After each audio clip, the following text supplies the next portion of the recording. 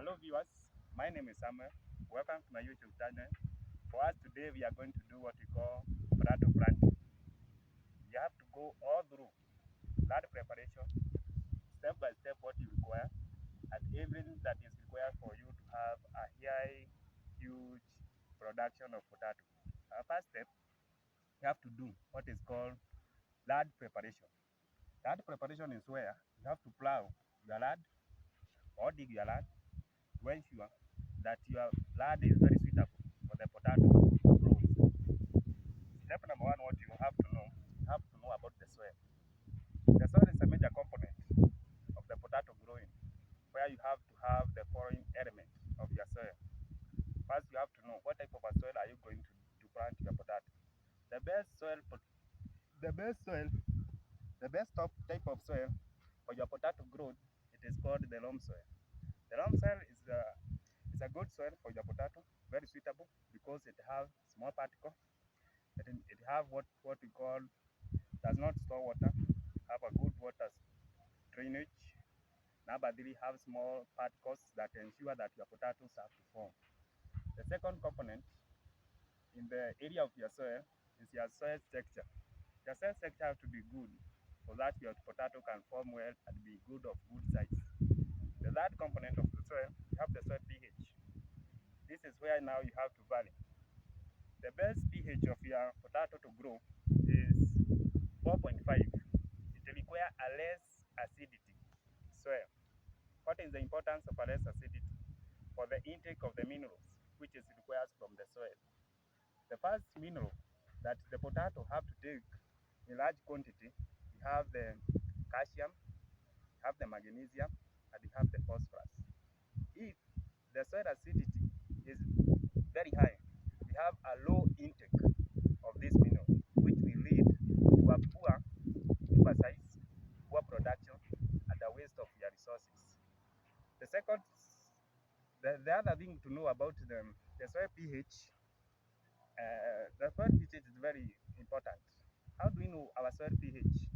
We have to take what we call soil sampling.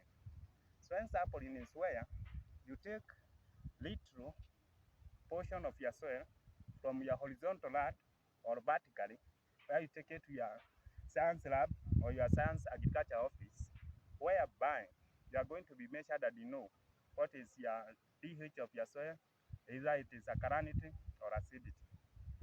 What is the importance of soil sampling? The first advantage, you are going to know the type of plant you are going to plant.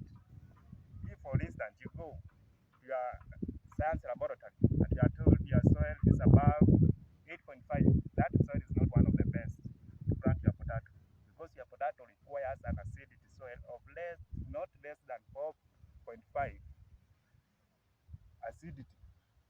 Then, what do you supposed to know about the potato now? Now we have the second part of knowing what your potato requires. We have what we call the potato tubers. The potato tuber, which you are supposed to plant, have to be the size of an egg. This ensures it have a suitable growth. The third thing you have to know about potato planting, it is what we call spacing. Spacing is a very major element to check on your potato. You have to start from what we call one tuber to the rest. That is our first element about spacing. Lining between your lines, you have to know what is the best for you to do. For instance, you have to plant this tuber in an interval of 8 to 10 centimeters.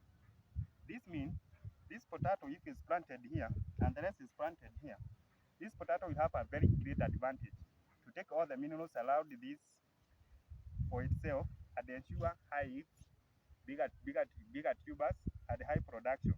The second advantage about spacing, you have to control the spread of diseases and the spread, because before a pest move from this tuber to this, it will have a long journey, and this will control your pests and diseases. The second element about spacing, it is between your lines.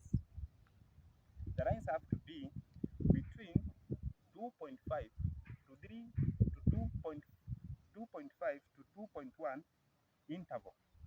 This ensures a good spacing where When it comes to heating up of your potato after 1 month and 15 days, you have a space where you can gather your soil and heap up.